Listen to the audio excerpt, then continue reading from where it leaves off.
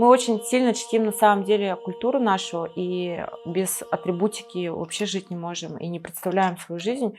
И у меня вот целых 2 национального инструмента, и вот есть даже третий, но он детский для ребенка. Вот у меня есть вот такой вот, они по-разному звучат, то есть это более тонкий медитативный, он звуки, скажем так, нижнего мира.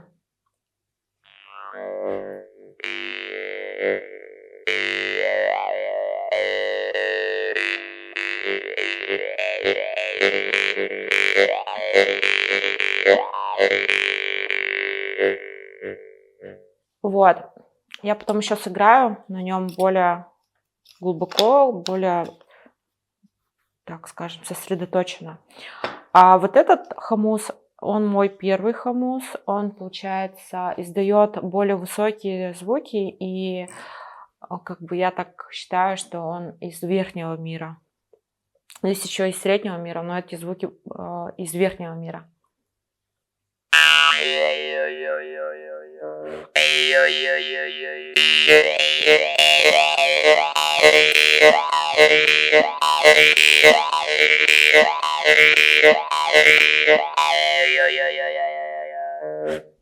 Вообще хомус — это удивительная штука, она за счет своей вибрации очищает организм, пространство, и когда я играю, остаюсь одна, я медитирую, могу улететь там на час в какой-то космос, вселенную, метавселенную своего разума, и оттуда я нахожу, как сказать, нахожу ответы на свои вопросы, которые складываются в этом мире. И они обычно бывают самыми лучшими, самыми выгодными. Например, когда мы делали ремонт в торговом центре «Форуме», нашей студии, мы не понимали, кто будет наша строительная бригада, и я просто за счет медитации задала вопрос, и мне дали ответ: вот Андрей будет, это лучший вариант из всех, который может быть. Несмотря на то, что я уже переехала из Якутии 7 лет назад, но в моем доме всегда присутствуют аксессуары якутские. Например, я сразу же в первую очередь привезла якутские украшения, потому что это в первую очередь для женщин защита. Они полностью из серебра. В моем арсенале есть 2 браслета. Это бастынга и еще вот такая красивая штучка. Она, правда, уже немножечко такая потрепанная, потому что я ее часто ношу на разные мероприятия. Вообще она досталась мне от мамы. Вот тоже серебряная, и я ее обожаю, потому что она придает какую-то определенную женственность, необычную, и украшает абсолютно любой лук. Вообще, на самом деле, еще существует сзади тоже такая штучка, украшение илинка-бигер и калинка-бигер. Но, к сожалению, у меня пока что ее нету, но в будущем я планирую приобрести. Вот эти украшения, на самом деле, они очень идут всем, даже, азиаткам, да, и я не знаю, но мне кажется, что они из Сахаларга больше как-то идут. Может быть, это мое такое мнение, сугубо такое личное. Но вот, короче, у меня есть дейбир. Он у меня еще с Якутска. Я его специально взяла для того, чтобы отгонять злых духов. Он обычно висит у входа. Вообще, что означает? Когда висит дейбир, значит, дома есть хозяин. И вообще, это испокон веков, но в целом это очень хороший оберег для дома. Он сделан из конского хвоста и очень такой супер эффектный. Вообще, на самом деле, основная задача дейбира – это отмахиваться от насекомых и комаров. И хочу рассказать вам историю этого бубна, как он у меня появился. На самом деле, это очень странно, потому что, как правило, бубнами должны обладать шаманы в основном. Но после того, как ушла из жизни моя бабушка, я когда приехала на свою родную землю, я не знаю, у меня появилось очень такое ярое, сильное желание, какое-то внутреннее, чтобы у меня был свой бубен. Причем не с целью там как-то вот какие-то там проводить обряды и так далее, просто вот какое-то сильное, четкое внутреннее желание купить себе бубен, приобрести. И я помню то, что я как-то вот откладывала, может быть, как-то не принимала эту мысль. Но когда последний раз ездила в Якутию, я помню, то, что я его нашла прямо в ночи, через знакомых искала, вышли на мастера, который изготавливает его из кожи, и приобрела, и в ту же ночь улетела. И получилось так, то, что вот я в дороге потеряла вот эту штуку, которая специально деревянная для того, чтобы бить. Мне хотелось выйти на природу, прям вот.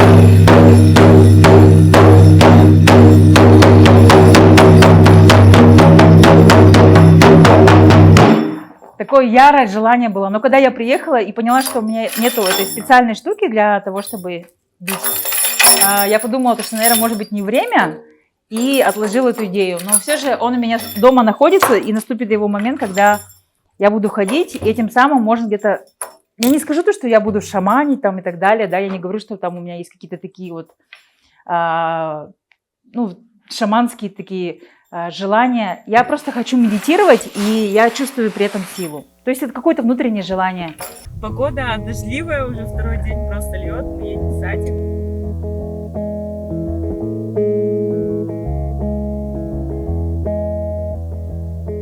Вот наш садик, мы приехали. Вообще у нас есть договоренность с мужем, каждое утро, каждый вечер он забирает и будет это делать 2,5 года. Сколько осталось? Еще осталось. Полгода? Почему год еще остался? 1,5 уже забирал, отвозил, а сейчас еще год осталось. Откуда эта цифра? 1 год и 8 я его кормила грудью, и 9 месяцев беременности я посвятила своего личного времени, и поэтому 2,5 года муж забирает. Долгие убеждения и уговоры, но он принял эту ситуацию. Пошли.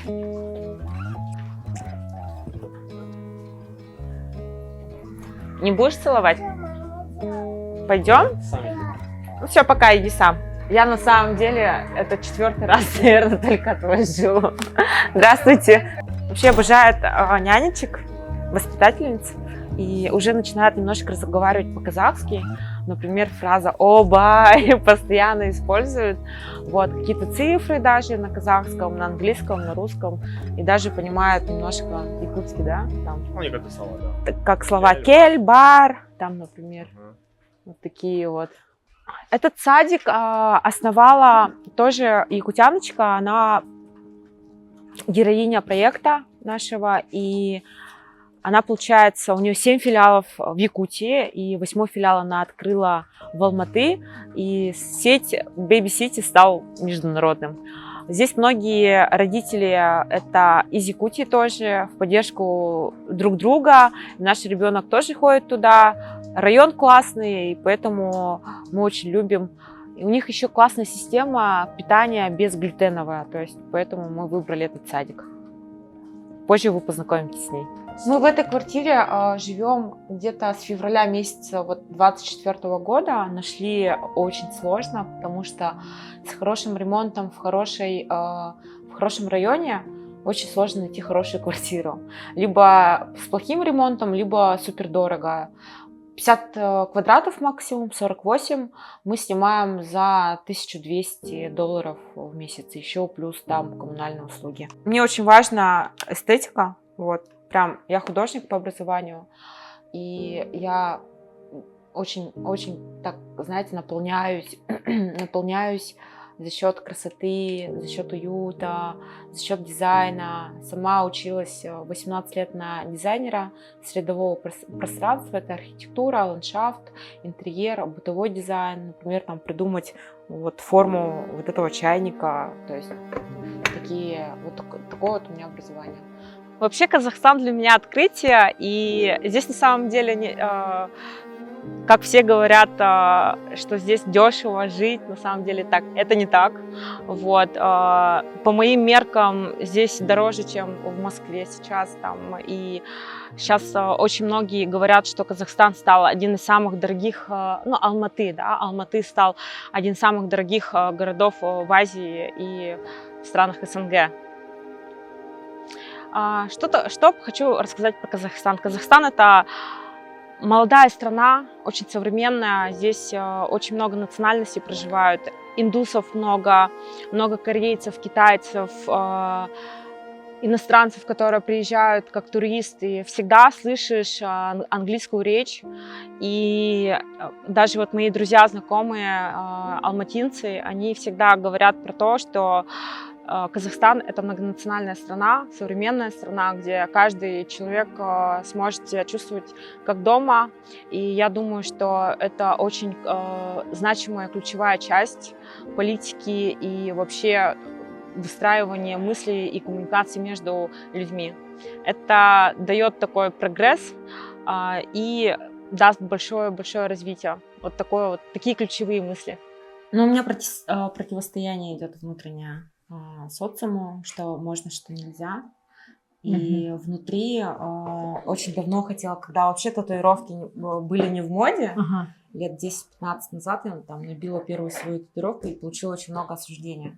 Ну, тогда это Вот, было, да, на пальце, типа, только зэки, подходили взрослые мужчины и говорили, зачем ты на пальце набила, вот как так вот. То есть и вызывало очень огромное количество хейта. Вот. И как будто хочется еще, и я перехожу на лицо. Вот. И давно думала, это нормально или ненормально, но решила все-таки пойти в то, что я хочу, и не думать, что подумают другие люди. Вот, как-то так. А на других еще местах у вас есть татуировки? Да. Но это вот будет на самом таком Да. открытом, да, месте? Окей. Вы мне уже скинули, да? Тут. Потом у меня есть третий глаз, на самом деле, по, Да. как сказать, по якутскому верованию. Мгм. То есть в детстве я видела привидение. Ага. Вот. И шаманка закрыла мне это. А последний раз я видела в 21 год. Вот. И там такой есть ритуал закрывания третьего глаза. Мгм. И сейчас, получается, я как будто его открываю этим способом. Ну, для себя. Для себя, Мгм, конечно. Только для себя. Мгм.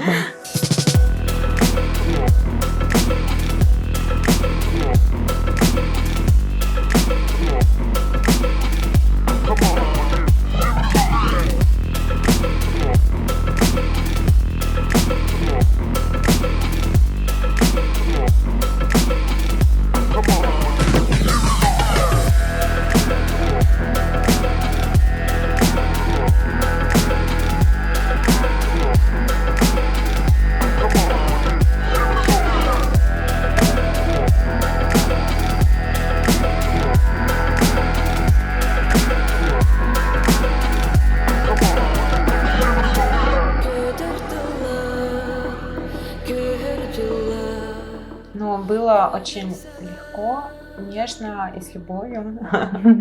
Вот, это вот если смотреть по боли, по тому, как... Ну, как я сказала, что сам мозг, да, он уже давно пережил вот это все, а тело, оно пришло позже. И то есть как будто это должно быть, это все it's okay. Итог мне очень нравится. Это вроде бы и смело, но это так легко, и так аккуратненько, так нежно. Такое ощущение, как будто вот это продолжение какой-то короны, да, вот там невидимые, да, условно. Или там волосы как-то так вот оттуда вот выпали, и какой-то узор создали. То есть Ару просто меня почувствовала, сделала так вот, как хотела действительно. Здорово, Да, очень поэтому восторг, вообще большой восторг. Мы пришли в нашу арт-студию Кюн, они не знают, что я сделала татуировку, нос, и пойдемте, я покажу, посмотрим их реакцию. Привет! О, вообще. Я проколола нос и сделала татушку на лбу. Идет, нет? Ну просто вот эта пленка сейчас, а так она очень нежная, такая прям. А как нос? Идет сюда? Вообще. Он так сочетает себе. Знакомьтесь, Ена, партнер. Мы открыли арт-студию Кюн в торговом центре Форум. Это один из самых крупных торговых центров Алматы. Вот такая вот неординарная, красивая, необычная, абстрактная студия. Вот, познакомьтесь. Следующая серия будет про нее. Всем привет! Добро пожаловать в студию арт-студии Кюль, наше солнечное пространство, где все показывают цвет своих эмоций. Наши девочки, солнышки, творческие личности. Активно идет съемки. Да. Вот, наша поддержка, наша опора, которые помогают достигать цели, реализовывать разные интересные фишки. Вот. Ну и сейчас просто такая сегодня тусовочка. Просто будем общаться и наслаждаться вечером.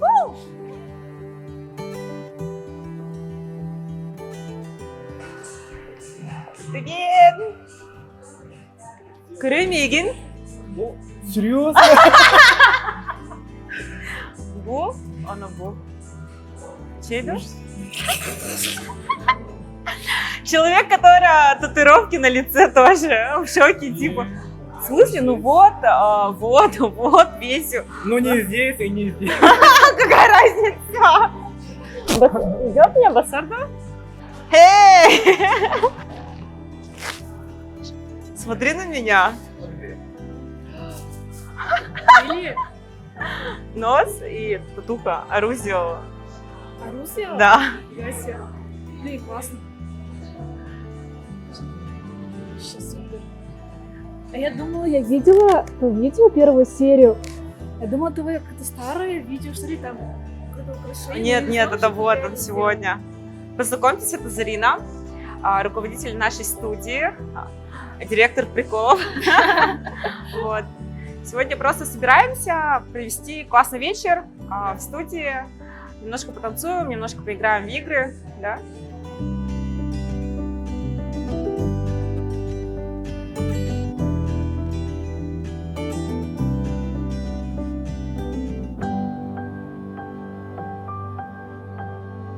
Как мы вообще зашли в форум?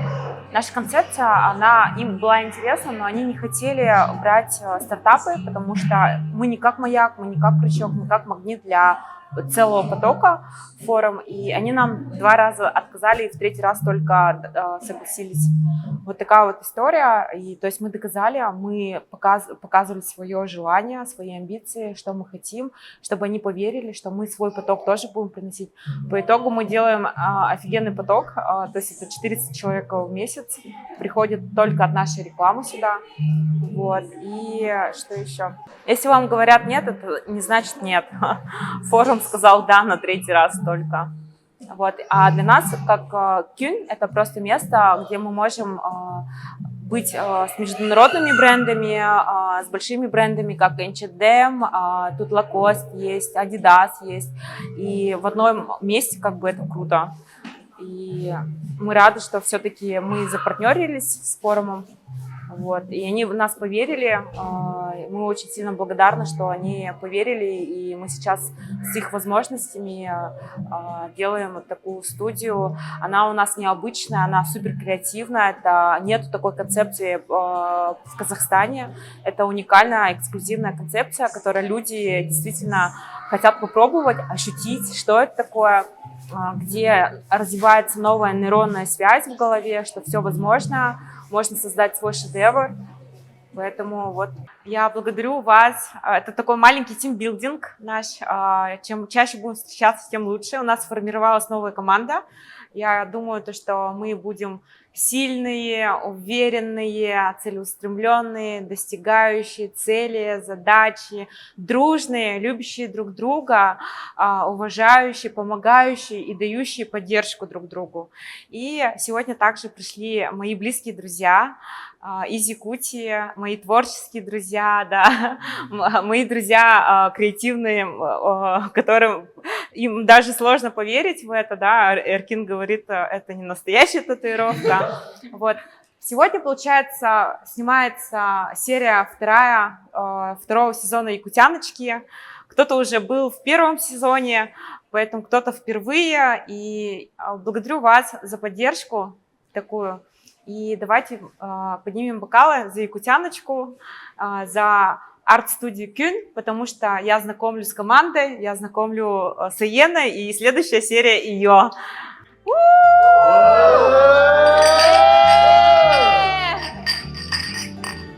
Ну, вообще в Алматы очень много мигрантов после, так скажем,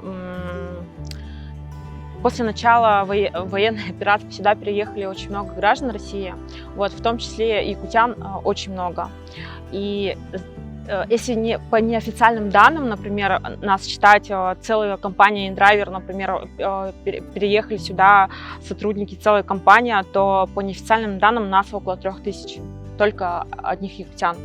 Вот. И я вообще проживаю первую жизнь миграционную, да, в свои 35, и проживаю жизнь экспата, и поэтому я хочу поделиться то, что все возможно на самом деле, развитие, если есть желание, есть уверенность в себе, можно развиваться где угодно, как угодно. Например, за 1,5 года я организовала свою выставку в лучшем музее Казахстана, затем открыла свою студию в большом торговом центре. То есть все это возможно, и просто надо верить в себя и не останавливаться. Хотя, когда вот если сейчас представить, какая я была год назад, мое состояние, у меня были опущены руки, я плакала, я была потеряна, я не знала, что вообще, что я хочу от жизни. Такое ощущение было, что от тебя все отобрали, от тебя отобрали мечту, от тебя отобрали фундамент. Ну, все вот это вот, свобода слова, свобода мысли, свобода движения. Я как художник, которая делает выставки, мне очень важно было развиваться за пределами своей страны. И вот сейчас я это буду делать, и я очень благодарна Казахстану за такие возможности.